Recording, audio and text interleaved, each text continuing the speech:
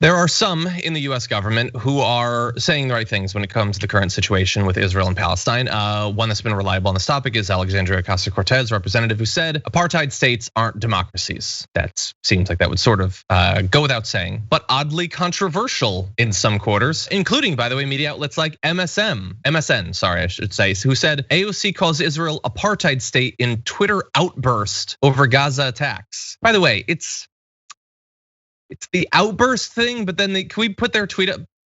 It's the photo they chose to use for her. And I understand everybody does this. We sometimes choose our photos to be funny or whatever, but you're saying that her comment about the humanitarian situation in Palestine is an outburst. And you put like her looking at her French bulldog doing a trick right for the first time. Like that's the photo that you choose to put. I mean, that seems, Francesca, highly misogynistic. Her tweet was, apartheid states aren't democracies. There were no exclamation points. There were no angry emojis. There was nothing that you could cling to label it as an outburst. It was a 4-word tweet.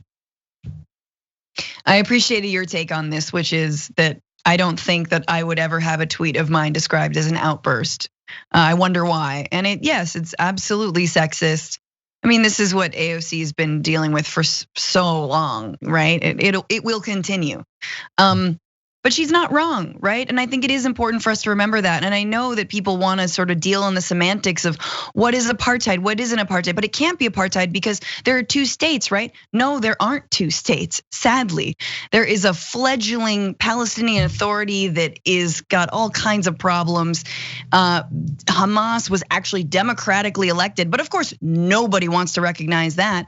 I mean, if you look at the West Bank and you look and you see the ways that there are, like, for lack of a better term, Bantustans, right? That's an apartheid term. Small communities surrounded by Israeli military.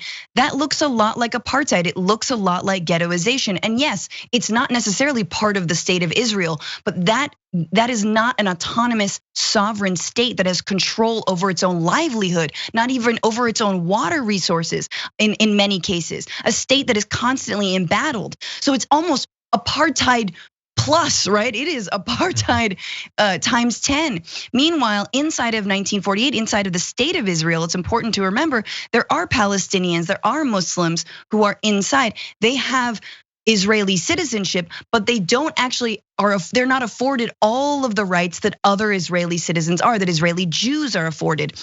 One case in point is they are asked questions and followed if they speak Arabic. That speaking their own language is bad, right? Like and these obviously, imagine it's like, it's like low-income neighborhoods in the United States or anywhere in the world. Those Palestinians inside of Israel also don't have full rights. Also are not like, living. It's not great for them either. So that's important to remember when we sort of deal with this, like, well, what is apartheid? What isn't apartheid? And all that. You're 100% right. Great nuance from Francesca. Nuance in short supply in America.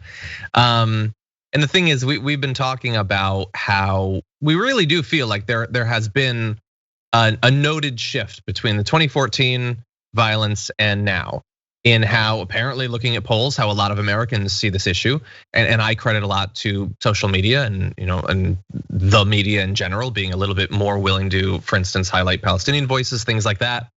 But even politicians speaking out, like the 30 Senate Democrats we talked about earlier, AOC's comments, like so many of them would have been terrified at the prospect of tweeting something like that before. But now you have people like Rashida Tlaib giving speeches on the House floor. That said, there are those who want to go back to the old ways. Meghan McCain tweeted every single, I don't know why single's capitalized, elected Democrat in Congress. Congress isn't capitalized, but single is in all caps. Anyway, every single elected Democrat in Congress should have to answer if they agree with Ocasio-Cortez that Israel is an apartheid state. Technically, she said apartheid states aren't democracies. Interesting that she fills in the blanks. I understand it's not a big leap at this point, but you're doing the work there, buddy. But anyway, Meghan McCain added, Corbynism has finally made its full and complete formation over here to America, which just grammatically is a gigantic mess. But anyway, so many of us have been ringing the alarm bells for years with the dam finally bursting this week. Choose a metaphor and run with it. You got bells, you got dams, you got a lot going on there, Meghan McCain. But the idea there is she wants punishment for AOC. She wants AOC to be canceled or whatever. I hate that terminology, but she wants some sort of consequences for AOC for being willing to point out something that seems fundamentally true. Meghan McCain doesn't even disagree. It's not that she actually believes that you can maintain this sort of system and have it be a democracy worth a damn. She just likes the status quo. She's fine with it.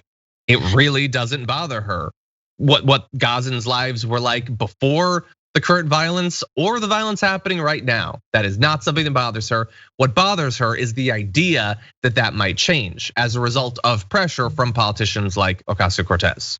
Absolutely, and what bothers her is that there is an invisible line for no particular reason of what we can and cannot say when it comes to Israel. Obviously, we know the particular reason is because you'll be charged with anti-Semitism, right? To say nothing, to completely erase all the Jews speaking out right now, all of the people inside of Israel who've done so much work. No, they don't matter. You're anti-Semitic, and so to say apartheid, you're automatically anti-Semitic. To say it's all about the Benjamins, you're automatically anti-Semitic. Like anything that can be skewed as anti-Semitic, it will be. And look, even folks like Nancy Pelosi get, especially folks like Nancy Pelosi get sucked into that BS narrative of criticizing the state of Israel or criticizing the Israeli lobby means you're anti-Semitic. What Meghan McCain needs to answer for is what conservatives think about Israel-Palestine. She needs to answer for the ways that Republicans treat Israel as some sort of nutso revelatory, like this is Armageddon spot when Jesus comes back and all of the Jews are in Israel in the holy place, and then those who don't convert will perish and all of the Christians will ascend to heaven.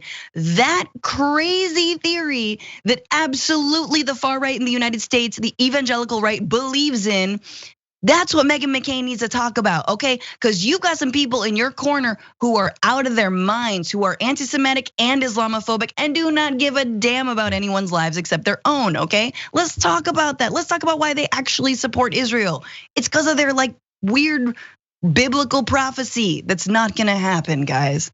So sorry. It's not that they're just suddenly interested in foreign aid and charity abroad. It's very specific, and you're 100% right.